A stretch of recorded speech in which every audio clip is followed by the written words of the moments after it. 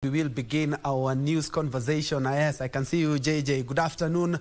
How is the voting process? It has been smooth since morning. How are things as of now?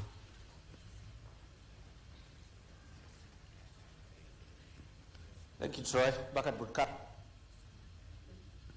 Cool. This is one of the polling stations inside all Kalou constituency. As you will notice behind me, there's less activity owing to the fact that there appears like a lot of residents took advantage of the morning hours to exercise their right to vote and elect the next member of parliament. And you'll notice virtually, it's like the polling station is empty. And probably they'll be serving one voter at a time. But as it is, you can clearly see there's less activity. You just have IEBC officials, the security apparatus, as well as observers around the station. We found quite a number outside the gate, but those are people already who have exercised that right to vote. You'll remember as we began this broadcast very early in the morning, there were quite some huge queues showing people turning up in their numbers. But then again, like in this polling station, the numbers continue going down in terms of turnout, and it appears like much of the success was around that time in the morning.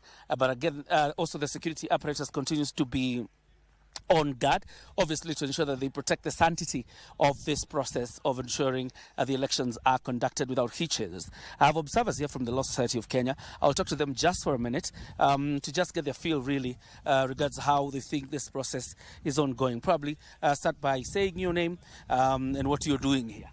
Yes, good afternoon. My name is Jacqueline Waihenya. I am an advocate of the High Court of Kenya, and I'm here with a team of observers from the Law Society of Kenya. And we have been here since these polling stations opened early at 6 a.m. So everybody was here, and the agents, IEBC representatives, and also the security apparatus. And we started on time. We examined the voting elections material, and the people who were here then began to be served. One wonderful things that I noticed when we started is that the elderly, the women who had little children, those who were pregnant, everybody who needed assistance was attended to first. They were guided, and the agents were very on hand. They have been very keen to note that the right regulations have been put in place and they are being observed by IEBC and also by the voters themselves. So the first thing I would want to say is to congratulate the people of Mumbi Primary Polling Station here in Kaimbaga at Kalou constituency, as they elect their member of parliament. So it has been a very educative experience, and so far very peaceful, very quiet, very efficient, and we've had at least 50% voter turnout, and we're expecting that maybe after the lunchtime rush there will be other voters who will come to the polling station to be served, and we will close at 5 p.m. and then the counting can begin. And we hope and we expect that the rule of law will be maintained, and at all times peace will be observed. Let me ask a quick question. You say you talk about 50% turnout. That's quite a figure. How did you quantify that? Well, they are the registered voters who are already in the register, and we were tallying by just taking when each voter comes in. The agents have been pretty good at that. And in the two polling stations, there have been at least, the last time when we were counting, there have been more than 190 people who came in each of the polling stations, and the two streams have about 788 registered voters. So we are aware that more than 50% have arrived. Hopefully, a good number of the remaining 50% will be able to make their way to the polling station and cast their votes as is their right. What kind of challenges have you recorded? Because in some polling stations, we had a problem of biometric identification, but then again, IEBC was able to resolve it. Are these cases you noted here? Yes, actually, it's good that you mentioned that. When we started with the older generation, the fingerprint verification actually turned out to be a bit of a challenge, I guess, because of the nature of the work that the voters here do. They were not turned away. They were requested to produce their IDs, and with a KIMS kit using biometric identifiers, They were able to be identified. They took photos of them, and there is a form that they are filling, which is a validation to confirm that a more manual process, not the digital one, has been utilized. So we're able to observe that. And the important thing is that the agents were also involved. They were explained for what was happening, and they were ultimately given ballots, and they then proceeded to vote and cast their votes once they had marked them appropriately. So in this station, we noted, I believe they're about in the stream that I was in, stream 1, we noted about 7 of these validation. They're actually manual forms that they fill in by hand, and the photo is taken, and that then becomes the record. Of course, I'm quite sure that even moving forward, this is going to be verified to ensure that there is full compliance with the electoral laws. Yes. Thank you very much. Thank Best you. of luck. Thank you. Asante. Of course, you've heard from from Wakili there regarding the process so far, and by their quantification, 50% of voters in this polling station have turned out to exercise their right to vote. We continue to monitor the exercise. It closes at 5 p.m. Sharp. And of course, if you're inside the polling station and already in the queue, you'll be able to vote. If not, if the gates are closed past 5 p.m., it means then that exercise is ended, and then the tallying of votes begins. And then we expect the IEBC, of course, later to announce the winner of this particular by-election. Back to you, Ben Troy, in Nairobi. Hello, JJ, just a quick one. How is the voter turnout so far, and especially when it comes to the Gen Zs? All right, we'll be getting to Kyoria a little bit later in regards to that, but he just given us an overview of what exactly is happening in Kalou. Challenges of biometrics have been sorted by IEBC. The process is smooth and seamless, and remember the laws, the electoral laws stipulated by IEBC and the Elections Act, including what IEBC Commissioner have talked about, and including the chairman in that no taking of photos of the ballot, and urges people to obey the rule of law. We're still in Kalou, and as you can see on your screen, we have my colleague Giverson Maina, who, as you can see, is in the streets of Kalou. Giverson, kindly paint the picture for us. And thank you, my friend Ben Troy, all the way from Nairobi. Actually, we're in Kalou constituency, and the specific place I am standing is a place called Captain. And it has been, the name Captain has been famous all of a sudden because this is where the roadblock along Gilgil to Kalou Road has been placed. Just behind me, if you can see, and of course see a number of policemen standing there, and this is just for security checks. Actually, the county commissioner yesterday spoke and said there is no road that has been closed. There is only a roadblock for police checks, and they're checking the cars coming into, or rather to Kalou. You will see those 2 vehicles have been checked already by the policemen who are the other side, and of course they've been cleared to Kalou. And the county commissioner was explaining and saying that they are just ensuring that the vehicles coming in, they are not carrying any people who have bad intentions, or people, or rather goons, or even people carrying weapons to come and disrupt the by-election. So this is just for security checks. It's been here for a whole week, I think now, just to ensure that security checks, or rather the security of the people of Kalou is very good. And I just want to show you another picture. This is a Salient High School on the opposite, and that mabati you see there, the fence, this is the school. Salient High School has been hosting the policemen and women who are taking care of the security of the Kalou. But so far, they have been deployed. So there's nobody right there. All of them have been deployed to various 144, to be specific, 144 polling stations, or rather polling stations across the 5 wards of the Kalou constituency. And so even when you walk to centers, even around Kalou town, you're not able to see so many policemen who are in uniform because most of them are in polling stations. And I've managed to observe, I think, around four police officers in every polling station that I have moved to. In the morning, we woke up to AC Primary that has over 4,000 registered voters, and we've been out of there. That is where the DCP candidate, Sami Kamaungo, voted. And of course, that is also where the Nyandarua governor, Badilisha Kiari, also cast his vote and was able to move to another voting station, that is Agashwe Primary School, just about 5 kilometers away, and that is where another candidate of National Liberal Party, Stephen Waithaka, cast his vote. And of course, I managed also to get in touch, or rather to witness another person who is quite prominent. This is the wife to the late Member of Parliament, David Keraho, that is Jacqueline Keraho. She also cast her vote at Agashwe Primary School.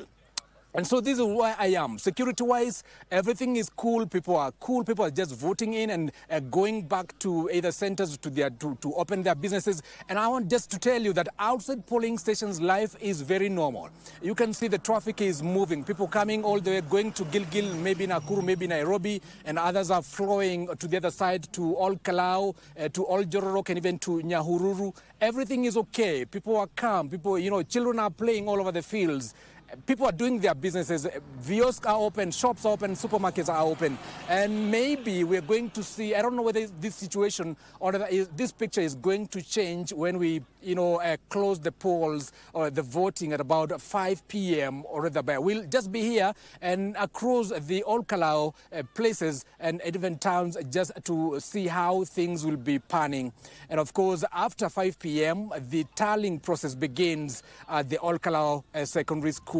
Right here, or rather just a few meters from All Kalou town. Now I'll take you back to studio in Nairobi. Ben Troy, take it over. Thank you, Giverson Maina, reporting from one of the roads in All Kalou. To be specific, the Captain area, and as you can see, the police have made a blockade there, inspecting the vehicles coming in and out to ensure that the people getting in are not only peaceful voters, and as soon as you vote, you have been requested to just go home and wait. No milling around polling station. Well, we'll be getting more in regards to that a little bit later, but still on All Kalou is that voting is currently underway in the All Kalou constituency parliamentary by-election in Nyandarua County. Polling stations across the constituency opened their doors at 6 a.m. with eager voters braving the morning chill to cast their ballot for the next member of the National Assembly. The mini poll was occasioned by the demise of long-serving lawmaker David Keraho.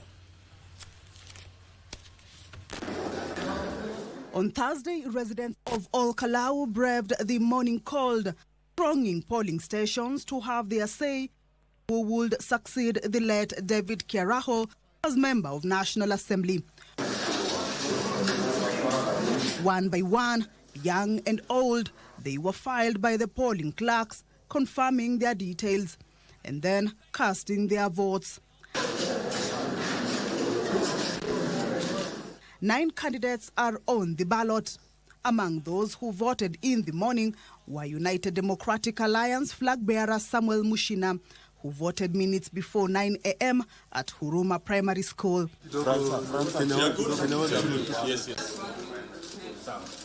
Democracy for Citizen Party Sami Kamau cast his ballot at AC Primary School at around 10:30 a.m. Jubilee's Engineer Wilson Kigwa voting at around 10 a.m. at Kandutura Primary School. NLP's Stephen Waithaka casting his ballot around 11:40 a.m. at Gachwe Primary School. I feel like we have done all our best, and people have really listened to us because we encourage everyone within our Kalou constituencies to come out today and to come out in large numbers so that they could direct their member of parliament who will serve them for the next 1 year. So I feel people are really, the turnout is really encouraging. I had the privilege in the morning to visit several of the polling stations or polling centers. The turnout is very wonderful. The people have come out in numbers, and the officers that are there are doing quite a commendable job. It's amazing that the turnout is big. This is 10 o'clock, and you can see the lines are long. I have also found large crowds in other polling centers, meaning that everyone has decided to vote early. I don't think later we'll have voters coming in late. This is in line with the call we gave them during our campaign. I've casted my vote na nimependa the process yenye inaendelea. At least there is peace, and tuna hope itaendelea hivyo. Though kuna so many policies wenye wanakaa as if they are somehow intimidating, that ndio tumeshangaa what is the purpose, but all the same we are very okay. Nyandarua County Governor Kiarie Badilisha also participated in the constituency mini poll, casting his vote at AC Primary School some minutes past 11 a.m. Sioni kama kuna chochote ama lolote ambao linaweza ua nia ya watu wa Kalou. Kwa hivyo langu kama gavana mpaka sasa masaa hii ya saa 5 all is well. Central Regional Commissioner Joshua Nkanatha, addressing the media, reassured the public that the security apparatus is fully alert. Vituo zote zile IMPC wanafanya shughuli zao za kupigisha kura. Walituomba pia sisi tukapeana askari.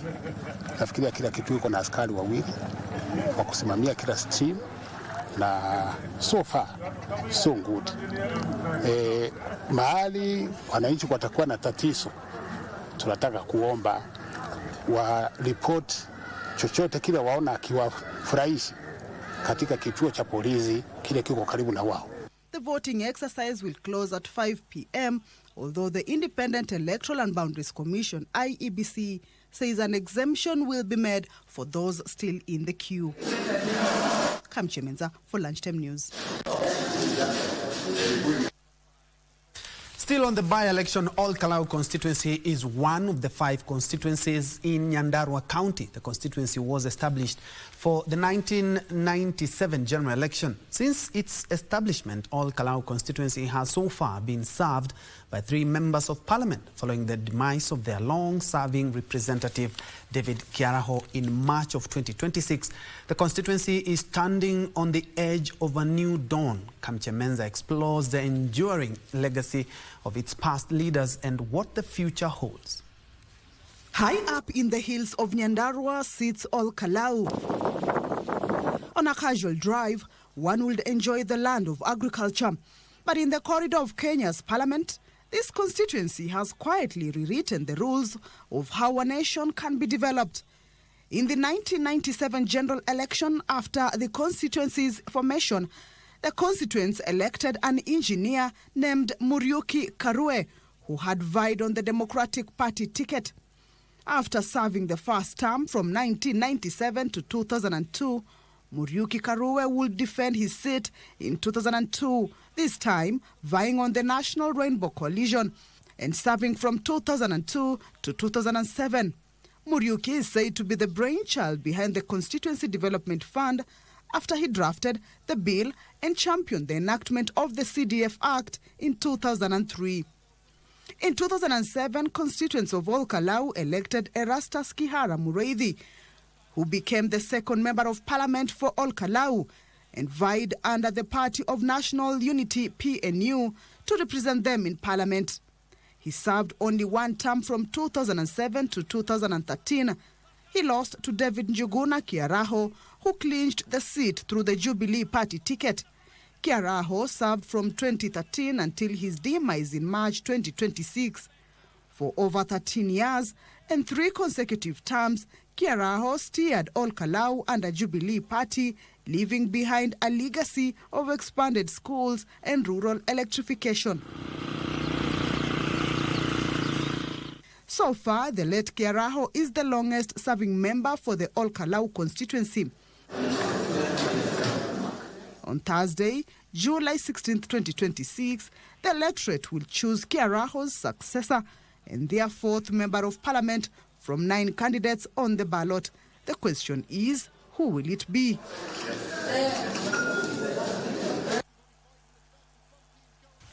Away from Kalou for a bit now, Deputy Inspector General of Police Eliud Lagat has warned that security apparatus is going to crush all cartels involved in production and sale of illicit brew in the North Rift region. He said the illicit alcohol is killing young people and destroying a generation and is blamed on rise of criminal activities in the area. Speaking at Moy's Bridge during an official opening of new Moy's Bridge police station, Lagat, accompanied by local leaders, said security apparatus is also working on intelligence to crush criminal networks in the region, including Kitale and Moy's Bridge towns.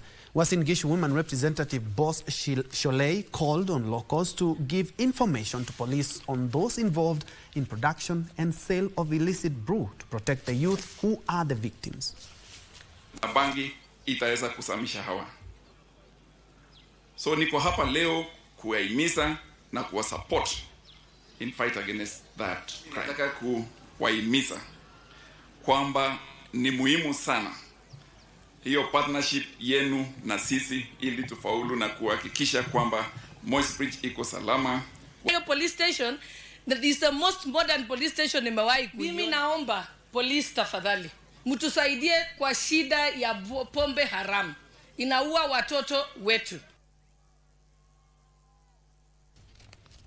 From illicit brews to illegal beach construction, where tourism stakeholders and conservationists in Kilifi County have called for immediate action against investors who construct illegally on the beaches within protected areas. This follows the recent tragedy where a construction worker died and others sustained serious injuries when a section of a 5-story building collapsed in Twiga area of Watamu.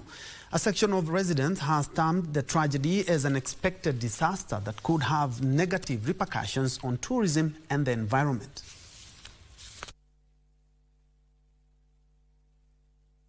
Tangaza ni kwamba hakuna anayeshughulika. Watu wanakufa kila leo. Hivi leo watu 4 walikuwa ndani hapo. Mmoja amefariki, mmoja amevunjika miguu na hatujui, wametuhakikishia na uongo wao wakisema kwa walikuwa watu 2, lakini zege linakaa kubwa la kuwa liandikiwa watu 2 hapo. Sasa tulikuwa tunaomba kama inawezekana mjengo huu tulilani sisi wenyewe wana kijiji, kwa sababu mnajengwa katika mazingira ambayo sio. To the government is very easy, take care of your country. It's easy. It's not my appeal, it's the appeal of everybody, of the citizen. Now I hope the right way will change. People maybe can change, can go on the right way.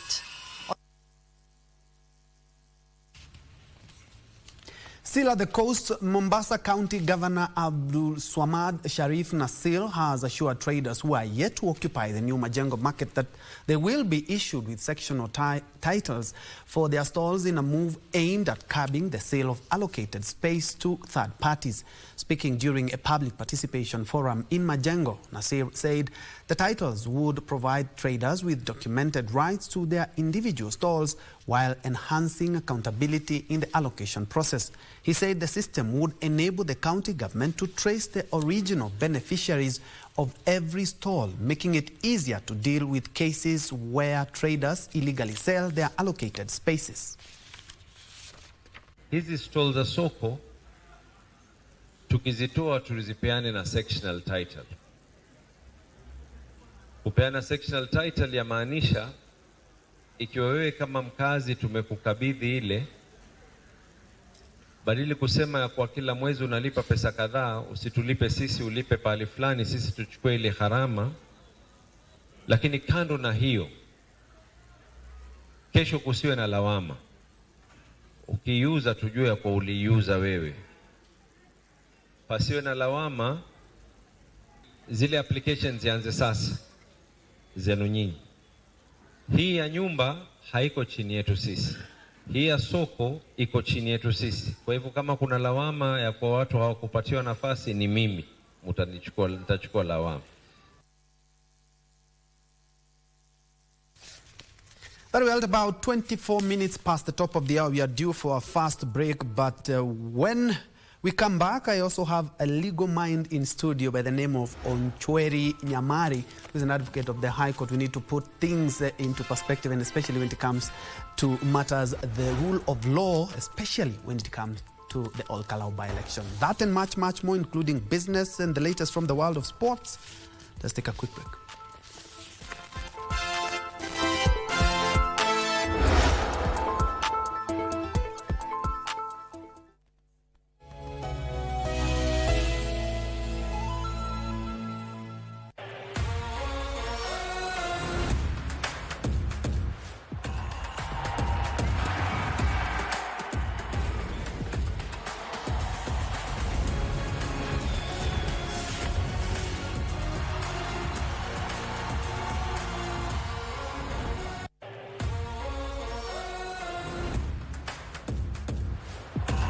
This is quite a game.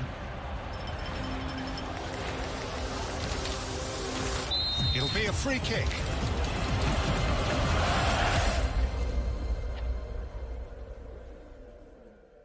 Oh, what a goal! Ecstasy, euphoria, and emotion overflows.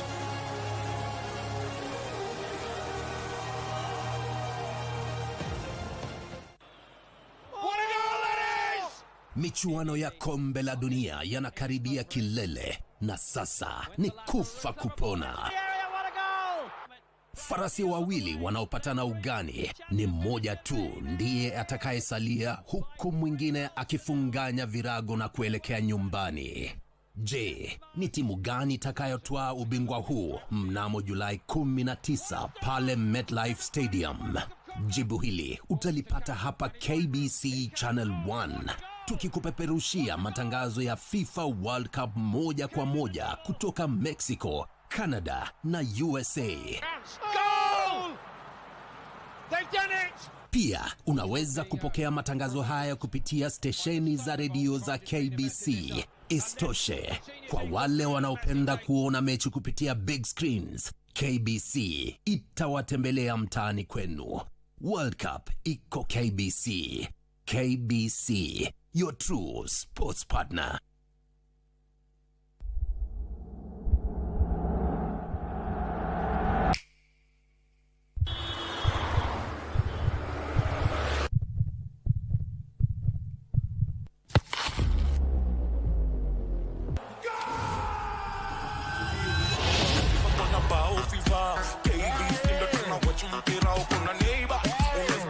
World Cup iko KBC na Kenya ina watch pamoja. Nairobi, Nakuru, Kitengela, Kalou and Kisii. Come join your favorite KBC presenters and DJs kwa ground. Feel the bow fever in every city.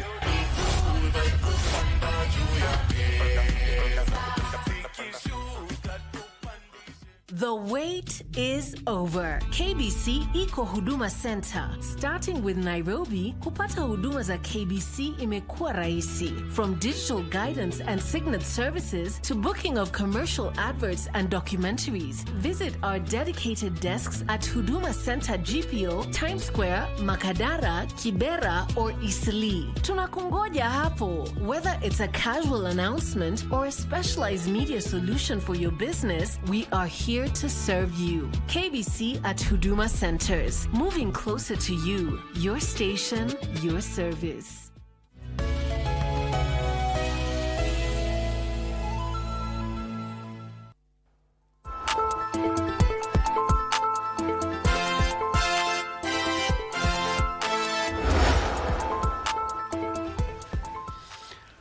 Very well, to our interactive segment, as we have mentioned since morning, is that over 73,000 registered voters in all Kalou are casting their ballot, exercising their right. And from the nomination of candidates, campaign conduct to electoral matters and the dispute, what is the role of the law and what is the role of the courts? What does the law say and what should the voters be looking at in all Kalou election? Joining me now is Onchweri Nyamari, who is a constitutional lawyer and an advocate of the High Court. Thank you so much for making time. Na karibu sana at the program. Thank you, thank you. First things first, there's a question I asked earlier on in regards to, we have 2 legislators or lawmakers who were fined by the IEBC because of electoral malpractices. Can somebody go to court seeking for more punishment for the 2 leaders? And can the parties themselves decide to discipline these 2 members? First of all, our constitution allows any person to walk into a court of law and of course present their grievances. That is in respect to Article 22, 24 of the Constitution, in respect of whichever right that they so feel has been infringed, threatened, or is likely to be threatened. So at all, if the 2 lawmakers, they themselves feel that their rights have been violated, they are free to walk into a court of law and seek an appeal on the decision that the Commission has taken. However, the Commission is also empowered by the Constitution to set rules and regulations in respect of what is enshrined in Article 81 in respect of what an electoral system ought to be. That it has to be a system where the election itself is free, it's out of free from violence. There are certain things, parameters that have been set by the Constitution on how an election should be envisaged and look like. So in that premise, then the Commission is rightfully empowered to set rules, regulations, policies that guide that exercise. But as they do so, they should be aware that they should not infringe on people's rights. But then they should do it to ensure that they safeguard, promote, enhance the spirit of the Constitution as far as elections is concerned. So the 2 lawmakers that were fined, I stand in a position to guide that the law gives them a right to go and appeal if at all they so wish to say that their rights are infringed. But at the same time, the parties, the political parties from where they come from, play a key role as far as discipline is concerned. So in as much as they have been fined, I think this is a situation whereby all key players are invited so that we ensure that we have a peaceful country, we have an election that is free from violence, we have, you see, the Constitution envisages an election which is simple, free, fair, verifiable, and all that. So that if we are able to look at all these incidences, then we should be calling out any other person who comes in to bring mchezo on elections. The 2 lawmakers, together with their actions and the fines that they have been imposed on them, whatever has happened should be a lesson to any other person. Even as we say, we look forward to ensure that all the rights that are awarded or accorded to the people, the aspirants, or the key players in an election, they are all safeguarded. And still on the same, because we have seen a lot of, during by-elections, we've seen a lot of goonism, we've seen a lot of enticement, we've seen a lot of violence. From where you sit, do we need to make amends to the electoral laws and the Elections Act to maybe also incorporate this type of electoral malpractices? Because from the by-elections we saw, in the by-election in Bere, there was a lot of violence. I can tell you because I actually covered that election. We have seen in the last 2-3 weeks a lot of violence. Yeah,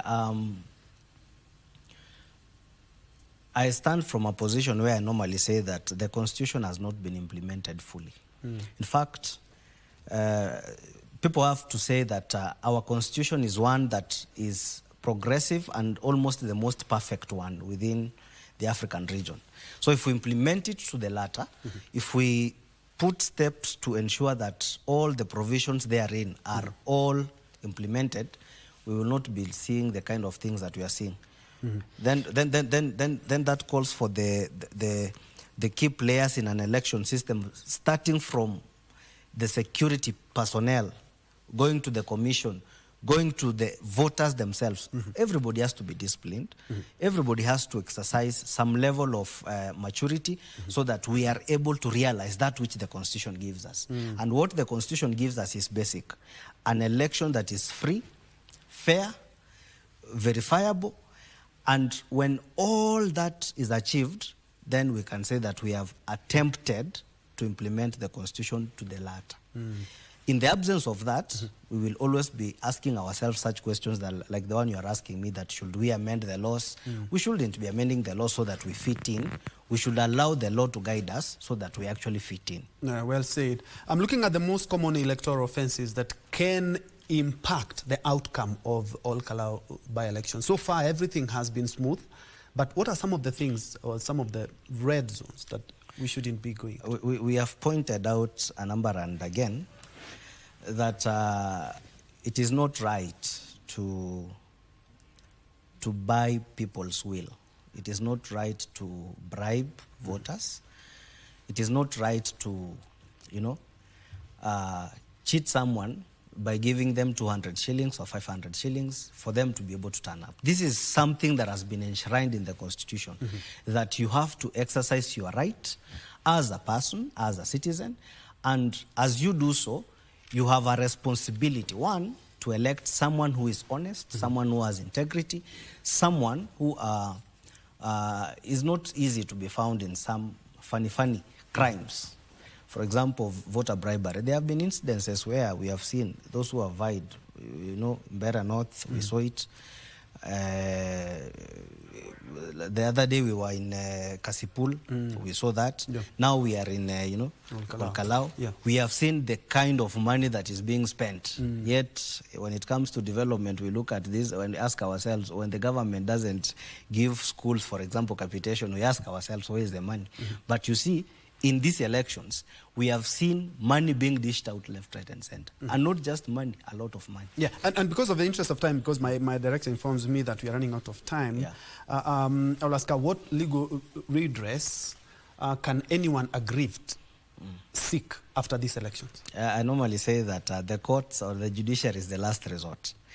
And I pray that the judicial actors or players will be sober enough to make the right decisions. Of course, looking at where the country is, and of course, seeking to uphold the rule of law, so that if you are aggrieved, you know the process of going to court, present your grievances, and the courts can make independent judgment so that justice can be served.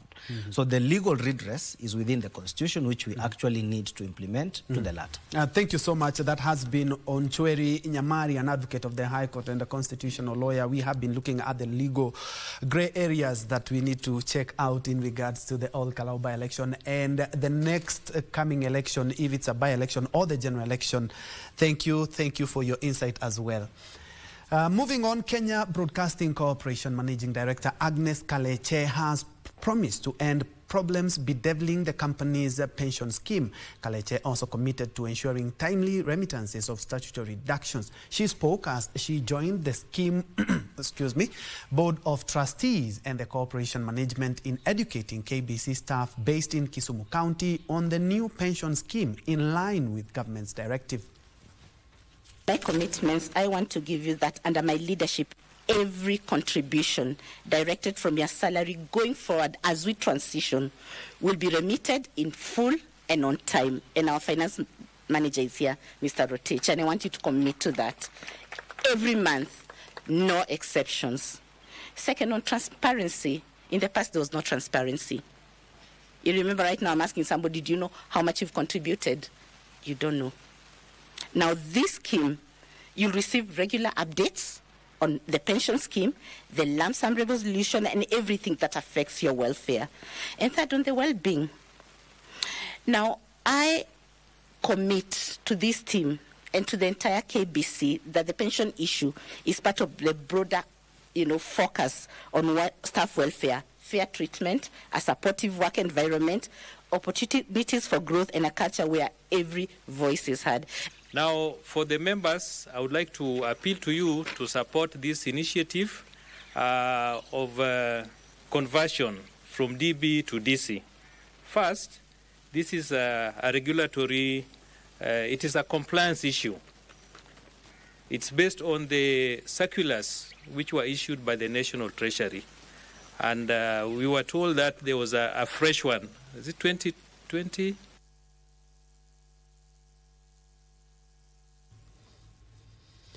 Now, organizations should strengthen the quality of their financial and sustainability reporting as regulators and industry bodies seek to deepen investor confidence and support sustainable economic growth.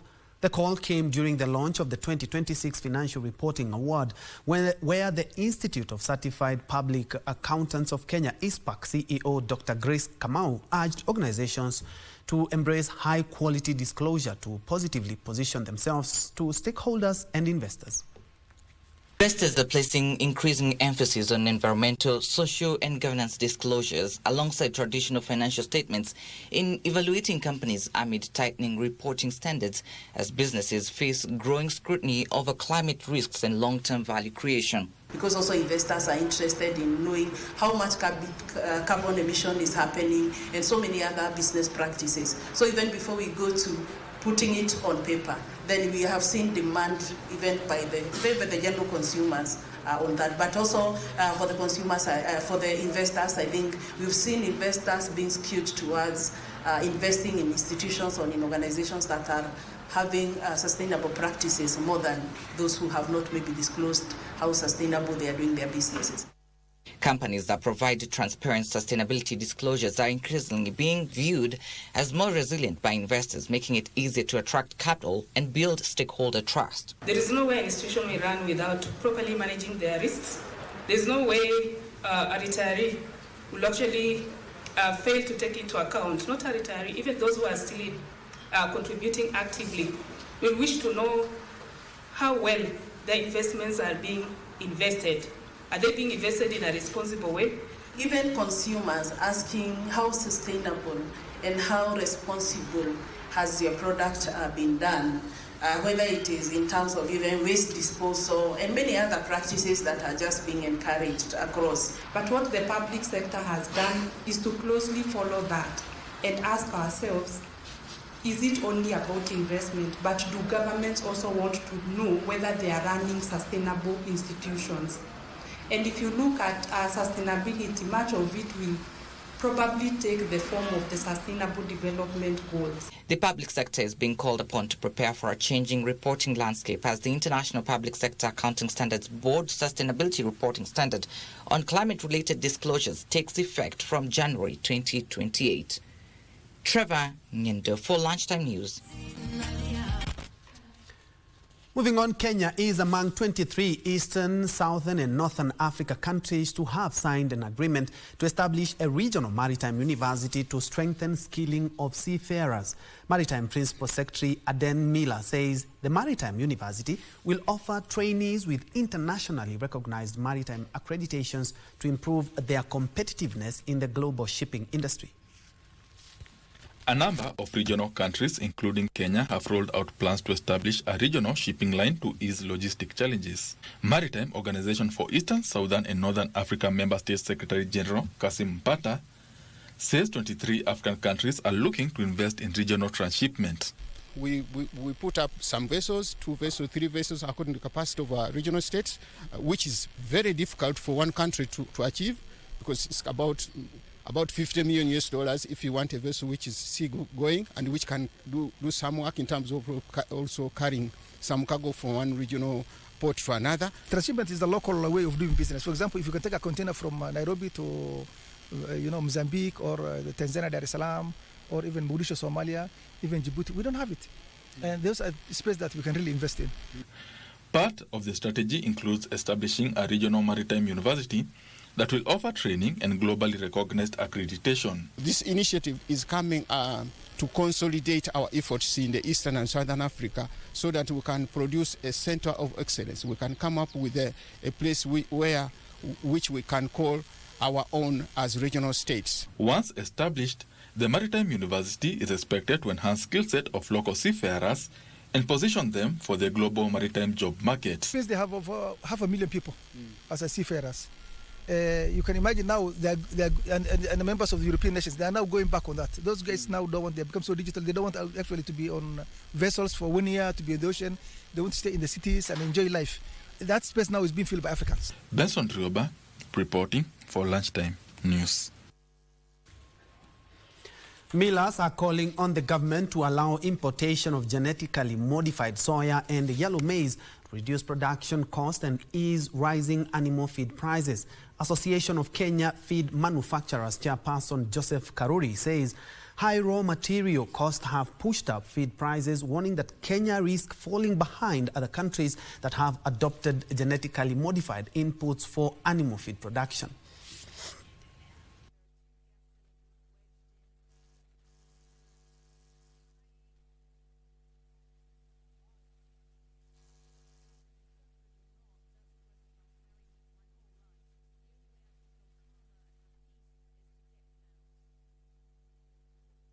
The most readily available biotech feed ingredients are maize and soybean, and over 80% of what is traded globally is now biotech feed. And so for the country and for Africa as a continent, if you want a competitive livestock sector, we then need to ensure that we open up the market for access to quality and safe feed produce if we want to also reach that competitiveness of other countries like Brazil, Argentina, and indeed in the European Union. 80% of the soybeans traded globally are GM. 70% of maize traded globally is GM. Still on food, there is need for urgent measures to mitigate a looming maize shortage in the country next year. Kenya Agricultural and Livestock Research Organization, Kalou Director General Dr. Patrick Ketiem, warns that key food baskets in the country are facing poor harvest or crop failure occasioned by depressed rainfall. Bread baskets in Western and the North Rift are reeling from ice spells that has left a trail of destruction in the maize-growing regions. Kenya Agricultural and Livestock Research Organization Director General Dr. Patrick Ketiem says most maize-growing regions are facing crop failure due to depressed rain. He further says the region experienced 4 armyworms that left a trail of destruction. This year we've had largely, we can say most of the regions have had crop. Rain has not been good. It's a depressed rainfall. So if we've walked across the countryside and we found most of the fields, the maize, the majority of the crops are almost at that failure stage. Speaking after the groundbreaking ceremony of the Naivasha Kalou Research Agri-Park, Dr. Ketiem said the organization was working with farmers in capacity building, introduction of new drought-resistant crops, and advising them to embrace irrigation.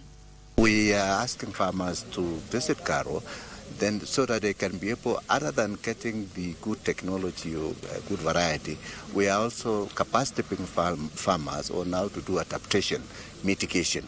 And more so, we are encouraging farmers to embrace issues of irrigation, because without irrigation, then the rain-fed farming becomes a challenge. Previously, we have worked with Kalou to make sure Kalou recovers back land that was taken away.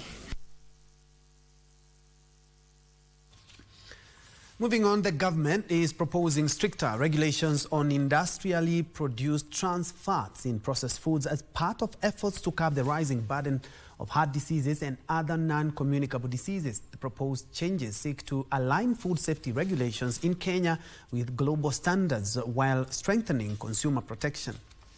Non-communicable diseases account for a growing share of illness and deaths in Kenya, with cardiovascular diseases among the leading causes.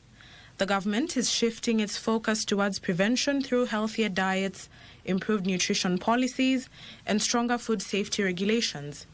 This is by, among others, reviewing regulations governing industrially produced trans fats. And we are proud as Kenya, being the first country in the region to be able, that's the East African region, to be having this legal notice being reviewed and even having it within our laws. I think of experts, myself included, we are coming up now strongly so that we can protect you, the common mwananchi, because you may not be able to tell. Even if you go and read the label and see that this particular product has 5 grams of trans fatty acids, what does it mean? That's why the technical expertise are coming up in a strong way so that we can regulate. The review seeks to align Kenya's legal framework with the World Health Organization recommendations aimed at eliminating industrial trans fats from the food supply. Industrial trans fats are commonly found in processed foods, including baked goods, fried goods, margarine, and packed snacks, and significantly increase the risk of heart disease and stroke.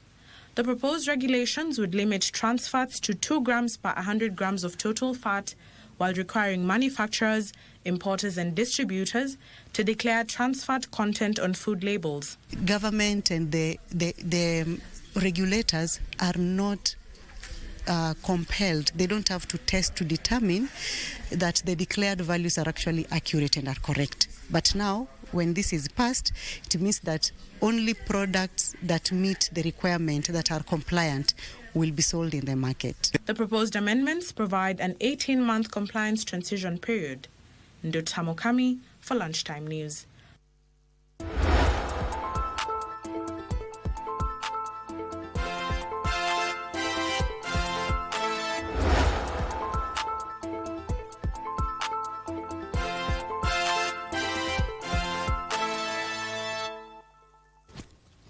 And in sports, Kenya is set to make history this August after being selected to host the World Youth Scrabble Championship for the first time, becoming the first African nation to stage the prestigious global tournament slated for 7th to 9th of this month. Scrabble Kenya has announced a 50-member national team that will represent the country at the championship, with players drawn from different parts of the country following a series of qualification events. And that should be next month, not this month. Players from Australia, United States of America, Thailand, Malaysia and other nations of the world will converge at Trademark Hotel this August for the prestigious World Scrabble Youth Championship, which Kenya will be hosting for the first time. Expecting an upward of 50 Kenyan students playing at the event. Currently also, as of today, we have about almost 150 students from all over the world confirmed participation. We have the powerhouses: Pakistan, India, Sri Lanka, Thailand, Australia, USA, Ghana, Nigeria, South Africa, Uganda. Kenya will be represented by 50 players, including Wandera Emmanuel, Leslie Jerop, Wambui Audrey, Omondi Ryan, among others. Our focus was on the youth because we need to compete and give youth a chance. And that's why we went to the grassroots and try and develop the game from the lower ranks. And with that, it's already bearing fruits. In the last edition of, the second edition of African Youth Scrabble Championship, the first edition in Nigeria, we had no Kenyan in the top 30. Organizers say the event will not only promote mind sports but also boost sports tourism and strengthen Kenya's profile as a destination for international competitions. Kenya will become the first African nation to host the World Youth Scrabble Championship, with 150 participants already confirmed participation for the August event.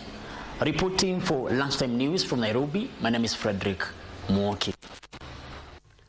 Further afield, England manager Thomas Tuchel admitted his side became too passive after taking the lead as the Three Lions suffered a dramatic 2-1 defeat to Argentina in the World Cup semi-final.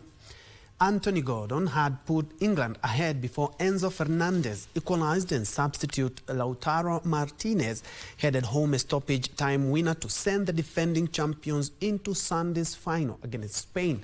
Tuchel defended his substitutions despite criticism of replacing goal scorer Gordon, insisting England simply failed to maintain their intensity after scoring. Meanwhile, Martinez revealed he had predicted his decisive goal before coming off the bench, saying it fulfilled a childhood dream. Argentina will now face Spain in the World Cup final as they bid to retain the title they won in Qatar. England will face France in the third place playoff earlier this Sunday. Don't miss the action right here on your True Sports partner, KBC Channel 1. And they go in front against Argentina. It's the Sporty TV YouTube channel to register your vote. Messi to the edge of the England box. Red stop for Spain. McAllister on the edge this time. Off the post. Pickford was beaten, all ends up again. England are taking the pummeling of their lives here. Messi crosses. It's too good. It's 2-1 to Argentina. It's Lautaro Martinez. Argentina versus Spain it is. I'm also a disappointed England fan, but that's the way it is. We wait for another 4 years. Anyway, that's all we had for Lunchtime News. Remember, we are keeping tabs with what is happening in all Kalou, and we'll be bringing you all that together with the expert analysis, so keep it KBC Channel 1. On behalf of everyone who's made this broadcast a success, including our big team in all Kalou, I wish you a fantastic afternoon ahead. I'm Bentro Njue, and Wangeshi has been my colleague on the sign language interpretation. Do have a blessed afternoon.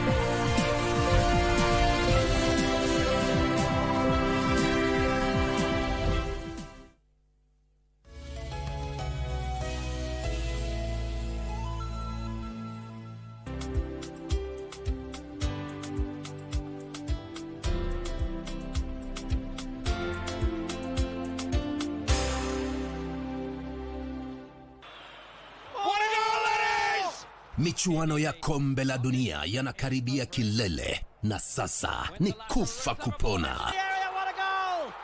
Farasi wawili wanaopatana ugani, ni mmoja tu ndiye atakayesalia, huku mwingine akifunganya virago na kuelekea nyumbani. Je, ni timu gani itakayotwaa ubingwa huu mnamo Julai 19 pale MetLife Stadium? Jibu hili utalipata hapa KBC Channel 1, tukikupeperushia matangazo ya FIFA World Cup moja kwa moja kutoka Mexico, Canada na USA. Goal! They've done it! Pia unaweza kupokea matangazo haya kupitia stesheni za redio za KBC